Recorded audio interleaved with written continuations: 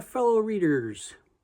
My name is Greg, and this is Ghost Readers in the Sky, where I read a lot of the history and fiction of the American West, and then from there I gallop off into whatever direction I want. I wanted to talk today about a biography that I read recently of Jim Bridger. This fits in nicely with the People April event that's going on here on BookTube. And it also, I think, doubles up as a place to spring into adventure. Jim Bridger was a mountain man or a mountaineer who came to the Western U.S. fairly early, 1822. And this biography is by Jerry Enzler. Jerry Enzler is, among other things, the person who started the Museum of the Mississippi in Dubuque, Iowa. Enzler has a master's degree in museum history, which I think is really fascinating. So he is focused on public history and sharing history with regular people. Writing this book came out in 2022. It's called Jim Bridger, Trailblazer of the American West. There are a lot of really good things about it. It was orphaned by the age of 13. He was born in Virginia. By then his family had moved out to Missouri. But he still was orphaned early, and so was working on the Mississippi River, learning boat skills, working with a gunsmith and learning gunsmithing and blacksmithing skills. And at the age of 18, he joined a fur trading expedition. One of the things that makes Jim Bridger's life difficult to put together a cohesive biography is that Jim Bridger was illiterate. He never wrote anything. Now, he could speak 7 languages. He spoke English, Spanish, French, and at least 4 Native American languages, maybe more, as well as the sign language of the Plains Indians. So he was very bright, very communicative, but he didn't write words down.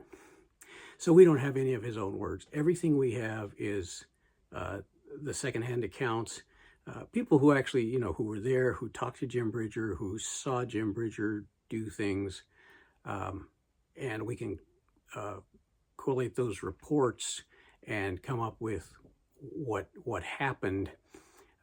But there's a lot of speculation about, what Jim Bridger must have thought or felt, or, what mattered to him. We can only see that from his external, his behaviors, the way he acted, the words that it's recorded that he said. So it's a really fascinating person to try to pull a biography together. Enzler did a great job, I think. Bridger's life is pretty amazing. He starts with fur trapping and is part of the early mountain man rendezvous. Is kind of one of the people behind planning the early ones. He ends up starting his own fur trading company with some partners. He builds Fort Bridger, which is in what's today Wyoming, as a trading post. It becomes a major stop on the Oregon Trail, and a place where the trail splits and goes south to Salt Lake City on the Mormon Trail, or north to Fort Hall, continuing on the Oregon Trail. He was one of the people who first was able to guide others over South Pass. Obviously, the natives, the Aboriginal people of the Americas who've been here for 10, 12, 15,000 years, knew all about these mountain passes and these other things that were new to the European Americans. But Bridger was one of the first people who came from the United States, who came from the other side of the Mississippi as of European ancestry, shall we say.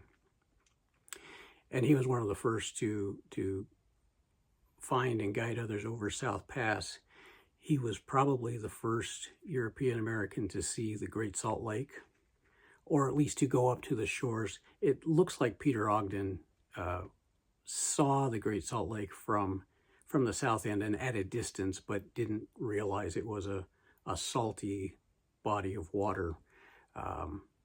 Jim Bridger was the first one to find that. He was the first one to raft some of the rivers there. He discovered all kinds of alternate routes through the mountains, not just South Pass, but others. South Pass was the main one that the wagon trains on the Oregon Trail used, but there were other ways, especially if you were on horseback, other ways you could get through the mountains. He led a really amazing life. Was married to, do you have 3 wives?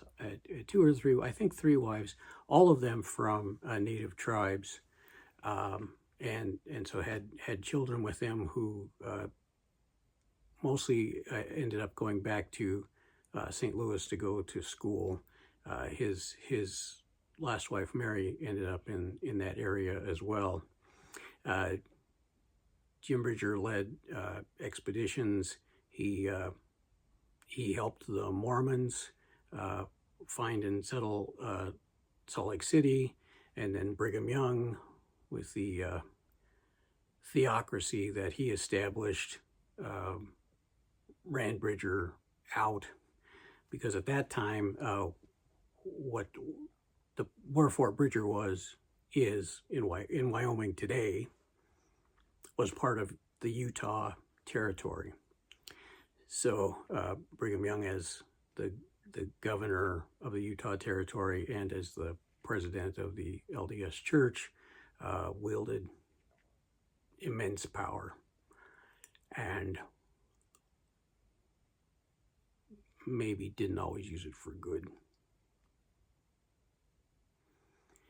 Anyway, Bridger ended up just being an amazing influence on other people who came west, other fur traders, other people who came out to do gold mining, silver mining. He worked really hard to keep as much peace with the native people as possible. He argued for using the what is now called the Bridger Trail to get from western Wyoming up into the gold fields of Montana around Virginia City. The Army and some of the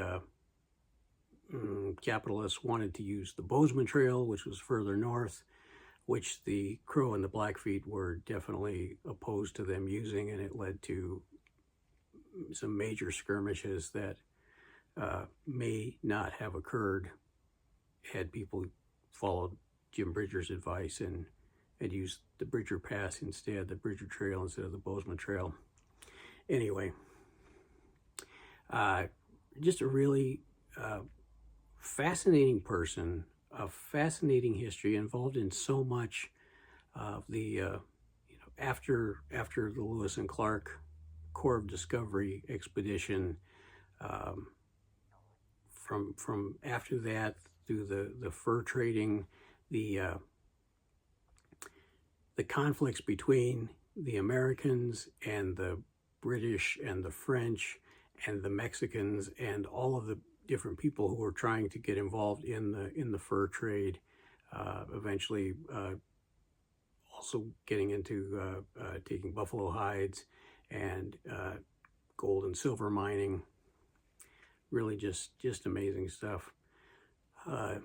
So Jerry Enzler's book, Jim Bridger, Trailblazer of the American West, I think definitely worth a read. It gives some really solid context for other things that happened across the American West from the 1820s through the 1870s or so. And I think you'd like it. I think you ought to try it. So there you are, a brief-ish report on this this biography of Jim Bridger. Thanks so much for tuning in, for watching this channel. I really appreciate you. And until next time, my name is Greg, and this is Ghost Readers in the Sky. Keep on reading and rereading.